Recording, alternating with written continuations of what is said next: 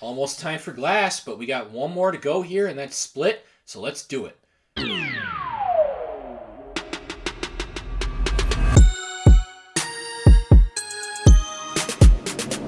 So Split is about this guy named Kevin who has split personalities, and that's just scratching the surface. He actually has 23 personalities, and he's working on a 24th. So he kidnaps these three teenage girls and holds them captive in his house for, at first, what is to us unknown reasons. And the girls kind of learn about his different personalities, and they have to figure out a way to manipulate that to their advantage in order to escape before he forms his 24th personality, otherwise known as the Beast. Because when that happens, they're done. So, first of all, what was going to make or break this movie is James McAvoy's performance, and I gotta say, he is amazing.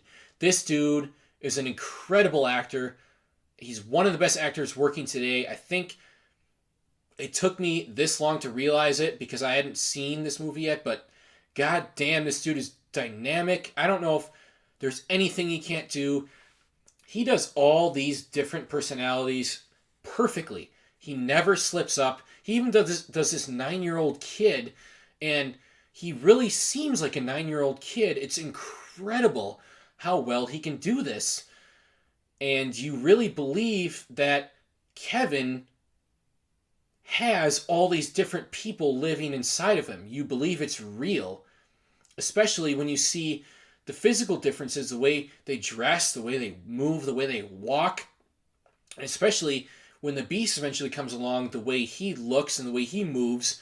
You're like, damn, dude is legit. This is actually happening. There's no way any of this is in this dude's head.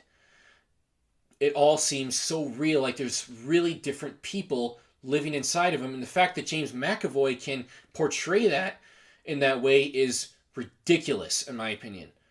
Now, this seems like a case where the main actor's performance is better than the movie that he is in. And I will touch on that a little bit later. I have a couple more positives to talk about first. First of all, Anya Taylor-Joy, the main girl, is pretty damn good. She does a really good job of portraying this kind of broken, scared girl who's resentful and hates everyone and gets in trouble in school on purpose so she can go to detention and get away from people because of this kind of tragic past that she has. And I'll touch on that also later. But she does a really good job of portraying that character. So her acting's good. McAvoy's acting is good. I also really like the horror feel of this movie. This movie is very intense.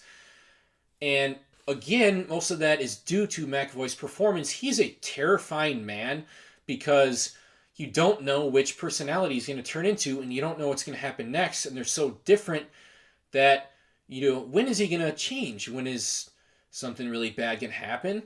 It's so unpredictable because of the different personalities that he has, and that's what makes this movie so different from other capture prisoner movies, and there's definitely a lot of them. Another thing, of course I have to bring this up, and this shouldn't even be considered a spoiler at this point because Glass is coming out. It's a sequel to both Unbreakable and Split. You do the math. There's a scene at the end where they tie it in, and it is awesome. The theme from Unbreakable, which I talked about in my Unbreakable review, which is amazing, starts playing. Let him show the world how powerful we can be.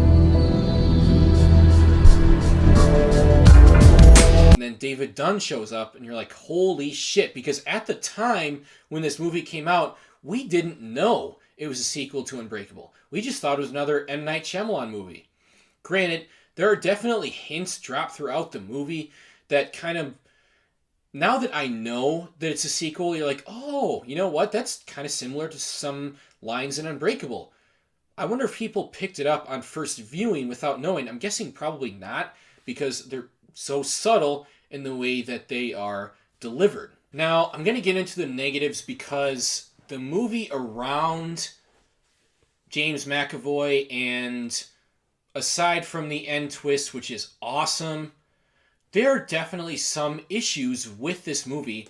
First off, there are some serious leaps in logic that happen, even though might seem like nitpicking, but there's like the scene where the girl is having the hanger and trying to move the little lock over. And also, how the hell does Kevin change and switch into different people so fast? Now, switching his personalities is one thing, but clothes, it's some things like that you really notice when this movie is going on, because you're meant to really pay attention to the details. And when something like that happens, you're like, that really doesn't make that much sense. Also, aside from the multiple personality aspect of James McAvoy's character, this movie is very familiar as far as people getting captured. A lot of times it's young people, a lot of times it's a young girl or young girls, and they're trying to find their way out of it, and the person that captured them is scary. So in that sense, it's not very different than anything we've seen, but what really makes this movie stand out, like I said before, is the fact that he's constantly changing who he is. So that's the thing that comes into play. They have to figure out a way to use that to get out. But for the most part, a lot of the directions this movie takes are predictable and cliche as far as these, capture prisoner movies go. Also, I talked about how good James McAvoy is and how good Anya Taylor-Joy is. The other two girls that were captured with her are not so good. And their line delivery is pretty bad. They seem really out of place in a movie with such good performances from other people, and you don't really buy them as people that are actually in peril and actually in danger. So that definitely takes some of the realism out of this movie, because the difference between them and McAvoy is so drastic that it kind of takes you out of it, and you realize, that it's not a real thing that's happening. One more thing, it's kind of more of a mixed aspect of the movie as opposed to a negative. The whole side plot with Casey, Anya Taylor-Joy's character, growing up, and the whole weird, disgusting things that her uncle did to her, I kind of understand what they were going for.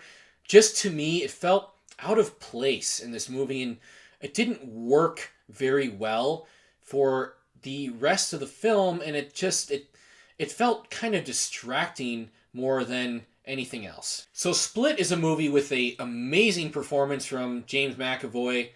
Maybe it's got to be the best of his career. It's one of the best movie performances I've seen in recent memory.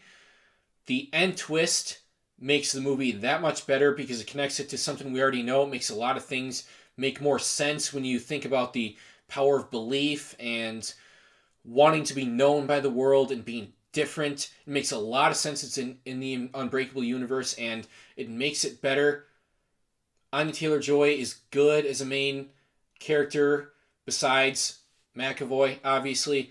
But there are definitely some issues with logic here, because although this movie is a superhero movie, technically it's supposed to be, for the most part, pretty grounded and in a pretty realistic universe. So some of these things they kind of take you back when you talk about those real leaps in logic, and the bad performances by the side characters just don't mesh well with McAvoy and Anya Taylor-Joy, and the side plot doesn't exactly fit all the time. This is a movie where a couple really good things stand out, and that they kind of make the movie better than the sum of its parts.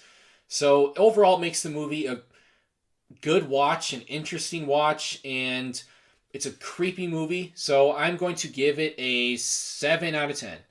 Solid film. Guys, have you seen Split? If so, what do you think? Leave a comment below. And if you enjoyed this video, hit that thumbs up button. Make sure to subscribe, hit that notification bell, and please spread the word.